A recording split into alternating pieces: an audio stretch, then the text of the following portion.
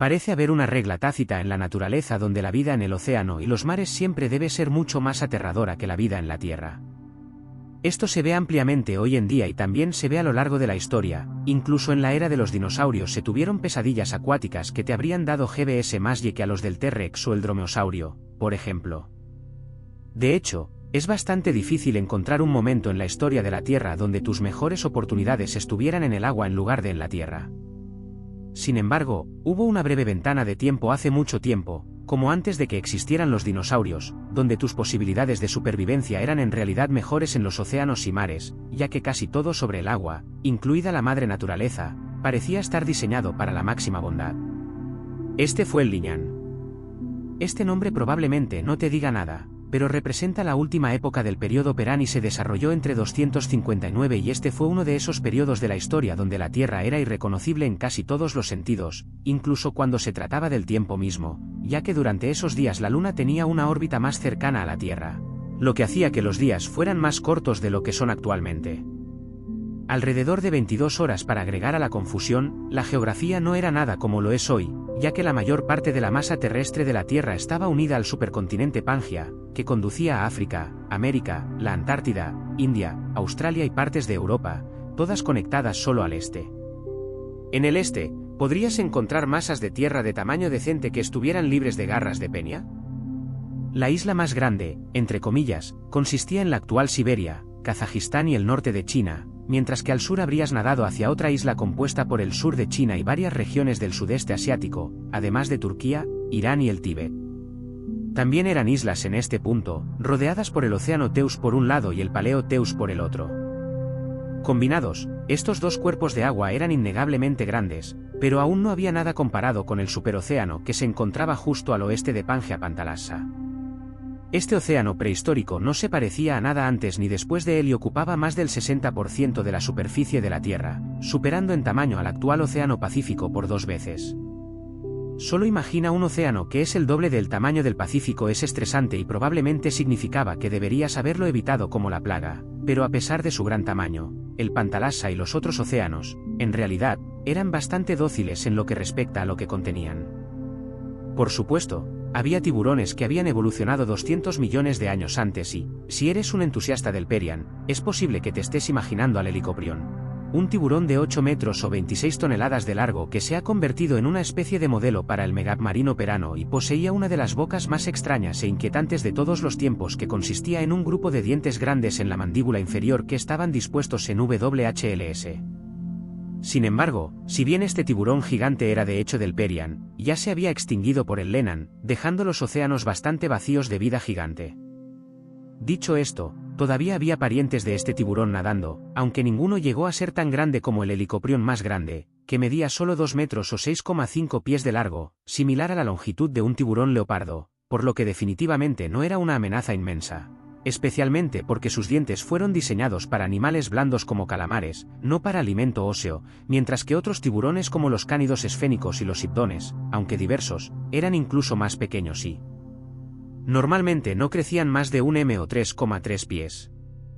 Los fluidos o escorpiones, el grupo de los artrópodos ahora extintos, también estaban presentes, pero no les iba tan bien porque, si bien solían ser muy diversos y gigantes durante el periodo devónico, ahora estaban al borde de la extinción al no haberse recuperado nunca por completo del evento de extinción devónico. Con solo 2 gera conocidos a partir de este punto y ninguno de ellos era depredador grande ni ápice, y en su mayor parte, casi todos los grupos marinos no les iba bien, en parte debido al evento de extinción masiva capitaniano que había tenido lugar 2 millones de años antes. Es un evento relativamente oscuro, pero en realidad fue más mortal que la extinción Cate y la extinción Jurásica-Triásica. Sus efectos han sido malos en todas partes, pero la vida marina se llevó la peor parte, y por lo tanto, durante el Liñán se podían ver algunos trilobites. Ammonoides y vainas marinas acechando, pero no en grandes cantidades ni tamaños. Y las cosas solo empeorarían para la vida marina, pero hablaremos de eso más adelante en este momento. Las aguas del lago Perán podrían sonar bastante aburridas, pero este es un hecho clave a tener en cuenta, ya que en tierra no habría habido descansos como en el agua. La extinción del Capitaniano había traído devastación a la vida terrestre. Sin embargo, la vida en la Tierra se recuperó más rápidamente, y de hecho, se volvió posiblemente más peligrosa que antes, ya que la extinción eliminó a los antiguos gobernantes de la Tierra, los Dagans, y por lo tanto dejó la puerta abierta para que surgieran nuevos gobernantes.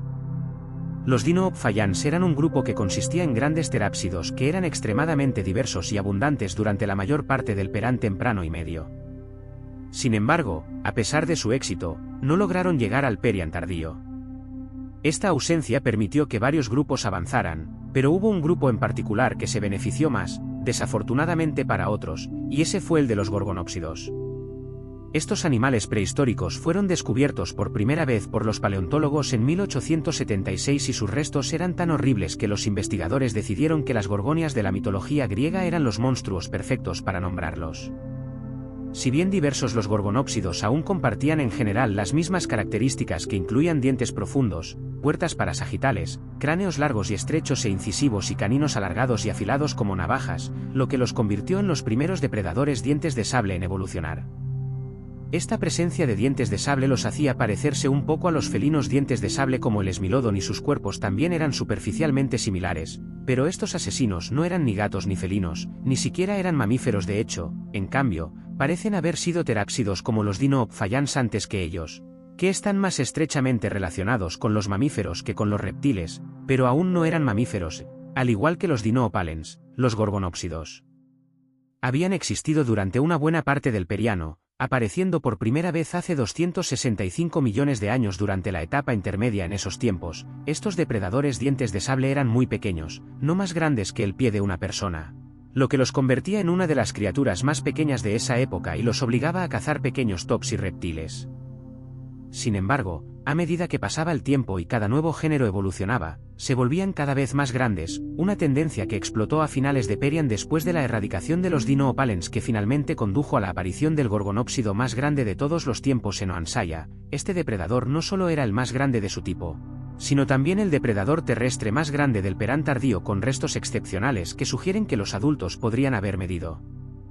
más de 11 pies o 3,5 metros de largo, mientras pesaban más de 1000 libras o 453 kilos, equivalente al tamaño de un oso grande, aunque en promedio los individuos son más comparables a los tigres. Además de ser mucho más grandes que la mayoría de los gorgonópsidos, el Inos transavia también tenía una constitución diferente, ya que poseía extremidades largas extremadamente resistentes que lo hacían duradero y sorprendentemente rápido, lo que le permitía superar a una gran cantidad de herbívoros de cuerpo mediano a grande que, una vez capturados, se encontraban en un momento absolutamente terrible, ya que el Inos transavia poseía caninos posteriores alargados y caninos superiores de gran tamaño que medían 15 centímetros o 6 pulgadas de largo, lo que los convertía en uno de los dientes más grandes vistos en no mamíferos.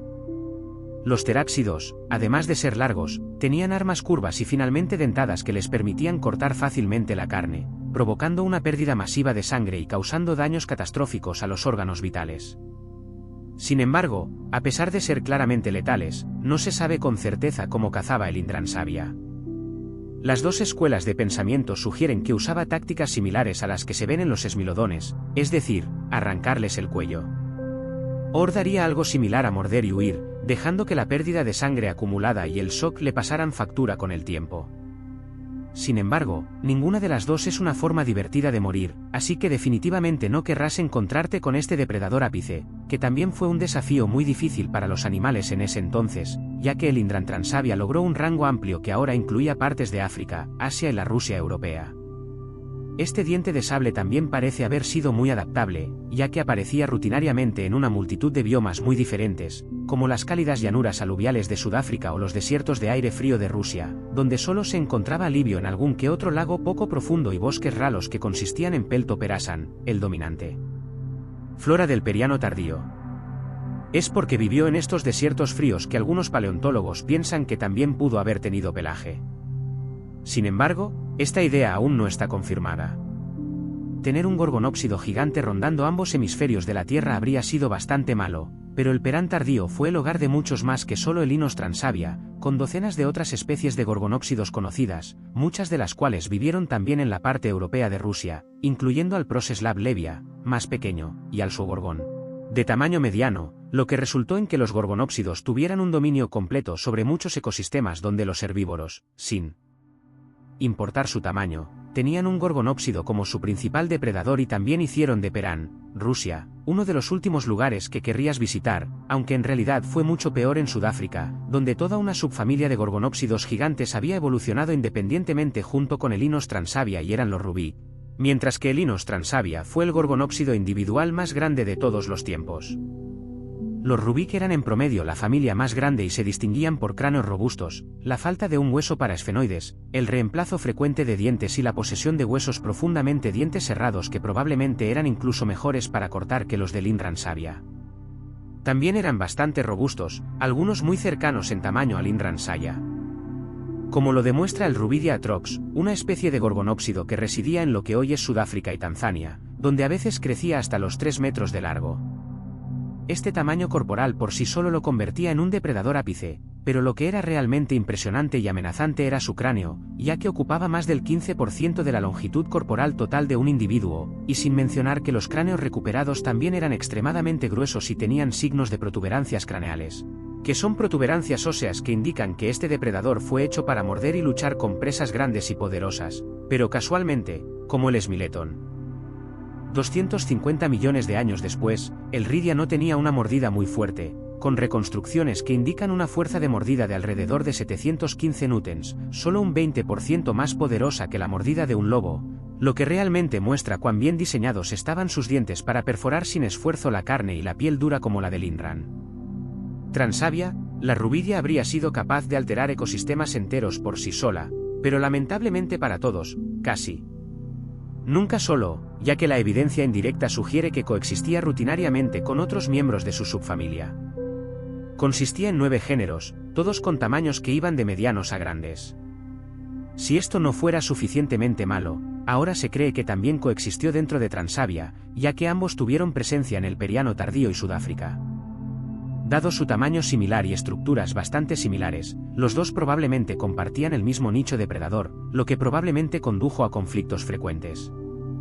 Todo esto dice que este era realmente el planeta de los gorgonópsidos y su presencia dominante en la Tierra hizo del agua una opción definitivamente más segura, pero solo para probar realmente el punto, también debo mencionar que el Periano tardío fue el hogar de muchos otros depredadores que eran una pesadilla por derecho propio, siendo los ejemplos más notables los Theousalians en una tendencia emergente. Este Cade fue una vez más tops y se originó durante el Periano medio, aunque a diferencia de los gorgonópsidos, no habían alcanzado tamaños tan grandes en este momento, aunque estaban igualmente extendidos y en realidad eran más diversos con especies que se encuentran en Rusia, la Antártida, África y China. Un pequeño puñado incluso eran herbívoros, pero la gran mayoría eran depredadores que en realidad podrían haber sido confundidos con gorgonópsidos para el ojo inexperto, ya que también tenían cráneos relativamente grandes y plantas corporales similares, pero había diferencias clave con Theosion que tendía a tener cráneos más anchos y profundos, dientes rectos más pequeños, cuerpos más cortos y estructuras más compactas, y como se mencionó, eran más diversos, lo que resultó en el desarrollo de muchas técnicas de caza no vistas en los gorgonópsidos e incluso existía la posibilidad de que un par, a saber, los Ichibabs del tamaño de un perro y los Yuckersia, fueran venenosos, lo que, de ser preciso, los convertiría en los primeros tetrápodos en haber evolucionado. Veneno, también tenías algunos que a menudo se interpretan como criaturas semiacuáticas como los Iidosuits, mientras que otros eran completamente terrestres cazando animales grandes usando dientes de sable inusuales como lo muestra el cielo Laak de Swords. Pero de todos los Theousalians, el que más se destacó fue el Moscar rhinus, un depredador del tamaño de un jaguar con una cabeza del tamaño de un león que estaba equipado con numerosos dientes cónicos muy afilados de manera desproporcionada. La cabeza grande sugería una mordida bastante fuerte y los paleontólogos creen que cazaba presas sujetándolas con sus poderosas extremidades anteriores antes de causar daño con sus afilados dientes y poderosas mandíbulas.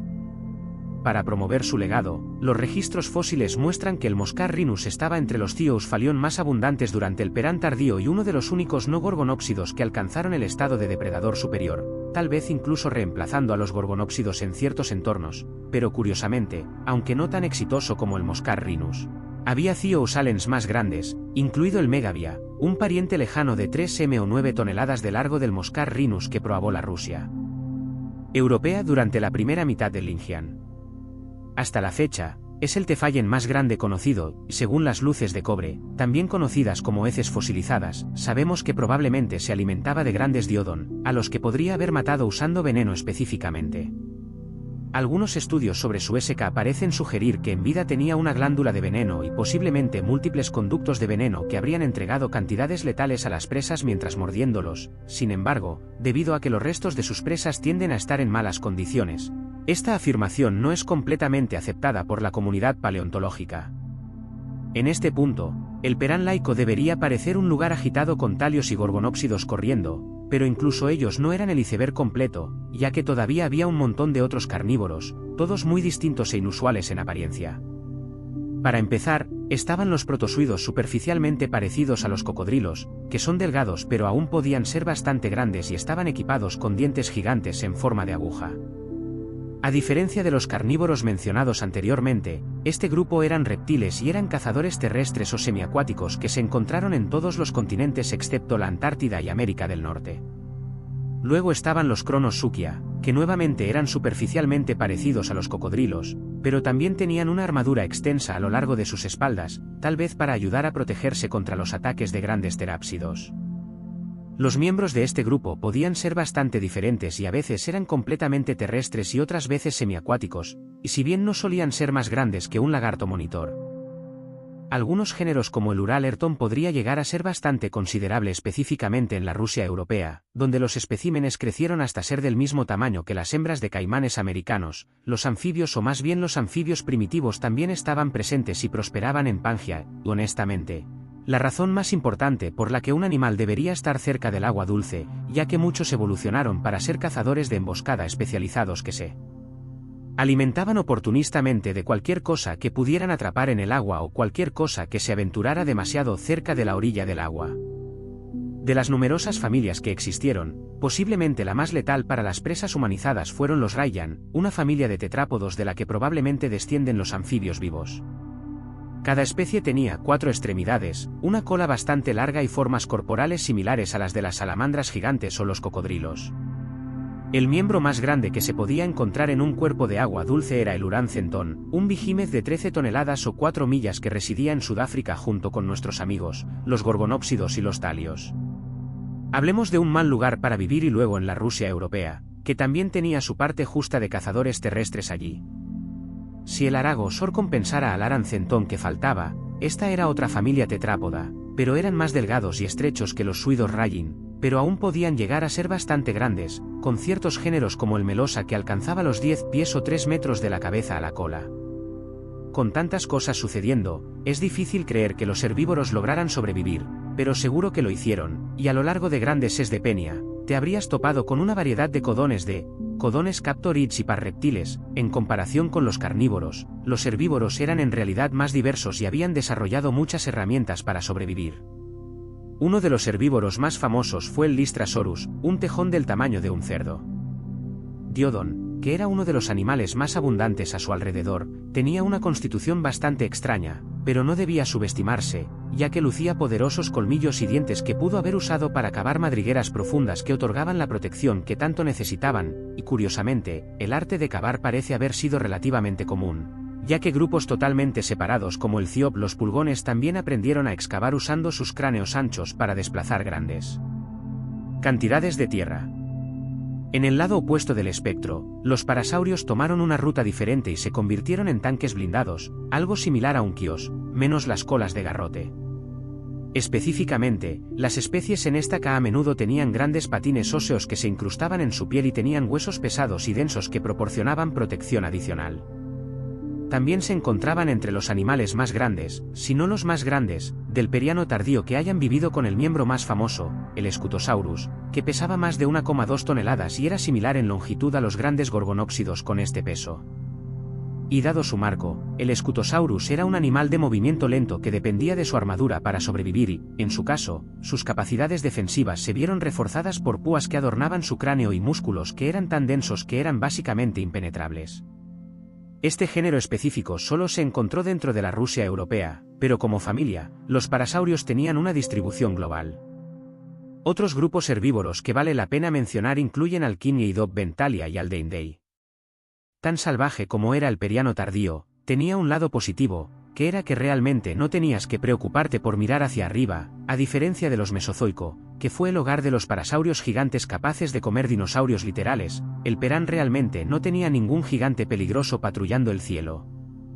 Estaban las moscas grifo y el dioptrio paleodí, que podría haberte dado un buen susto, pero eran inofensivos para los animales grandes y no eran muy abundantes ni diversos gracias al colapso de la selva tropical del Carbonífero de todas las cosas que volaban alrededor. Los animales más grandes probablemente eran los Beltosord, una familia de reptiles planeadores que no crecían más que un murciélago grande, y si bien tener uno en el cabello sería una mierda, estos tipos solo eran peligrosos para los insectos y pasaban la mayor parte de sus días en tierra firme o más bien en los árboles, ya que su morfología estaba altamente desarrollada para un movimiento boreal para compensar los cielos mediocres. El difunto Perán tenía un truco más bajo la manga, por así decirlo, y era la madre naturaleza misma. Si has estado siguiendo, es posible que hayas notado que la vida parecía estar principalmente concentrada en un puñado de lugares, principalmente la Rusia europea y África. Esto se debía a que grandes trozos de tierra eran casi inhabitables con estimaciones, lo que sugiere una temperatura promedio de 35 C o 95 grados Fahrenheit, lo que la hace el doble de caliente que la actual. Este calor opresivo contribuyó a una aridez severa que plagó el supercontinente y resultó en desiertos absolutamente masivos cerca del Ecuador, donde la vida era bastante escasa. Para empeorar las cosas, al norte estaban las montañas Penan centrales, una extensa cadena montañosa que se extendía por toda la longitud horizontal del continente y creaba áreas propensas a sequías severas. Para poner esto en perspectiva, si tales condiciones aparecieran en la vida actual, sufriría una grave recesión. Y lo más loco es que este clima de pesadilla era bastante dócil para el Periano tardío, porque si te quedas el tiempo suficiente hasta hace aproximadamente 252 millones de años, habrías presenciado cómo la Tierra se convirtió en un páramo apocalíptico gracias a la extinción del Periano tardío, también conocida como la Gran Mortandad, que es un nombre apropiado considerando que fue el peor evento de extinción de la Tierra de todos los tiempos.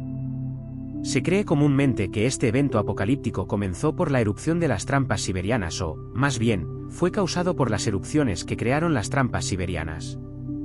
Región de roca volcánica en Siberia que es aproximadamente del mismo tamaño que Europa Occidental. Estas erupciones no se parecen a nada jamás visto por la humanidad y diezmaron todo el planeta causando flujos de lava de 1 kilómetro o 0,6 millas de espesor y arrojando suficiente dióxido de carbono y azufre para calentar la superficie aún más en algunos lugares. Se cree que la temperatura promedio durante todo el año habría aumentado para ser la misma que la temperatura promedio del Valle de la Muerte durante su mes más caluroso, y si de alguna manera tuvieras una resistencia al calor sobrenatural, es probable que aún mueras por asfixia por el constante arrojar diferentes gases que llevaron a una caída drástica en el oxígeno que llevó a numerosos eventos de hipoxia, y en caso de que necesitaras más evidencia de que esta vez fue un desastre grave. También debes saber que algunos estudios informan que estas erupciones volcánicas causan un daño significativo a la capa de ozono que puede haber aumentado la radiación ultravioleta en más del 5000% en algunas partes. Los debates persisten en cuanto duraron estos efectos, pero sabemos que al final de ellos la Tierra era un lugar muy diferente, con el 57% de todas las familias biológicas y el 83% de gera extintos a modo de comparación. Mientras que la más abrupta extinción que mató a los dinosaurios solo mató a alrededor del 177% de las familias biológicas, y a pesar de lo mal que se pusieron las cosas en la Tierra, la vida en el agua en realidad sufrió aún más debido al aumento de las temperaturas del agua y la acidificación. Pero si te hubieras dado un chapuzón, no te habrías quemado, y es posible que lo hubieras disfrutado considerando que las temperaturas de las semillas durante este evento probablemente eran las de un jacuzzi, lo que te da una razón más por la que preferirías estar en el agua durante este tiempo que en la Tierra. Gracias por ver y hasta la próxima. Onxzo.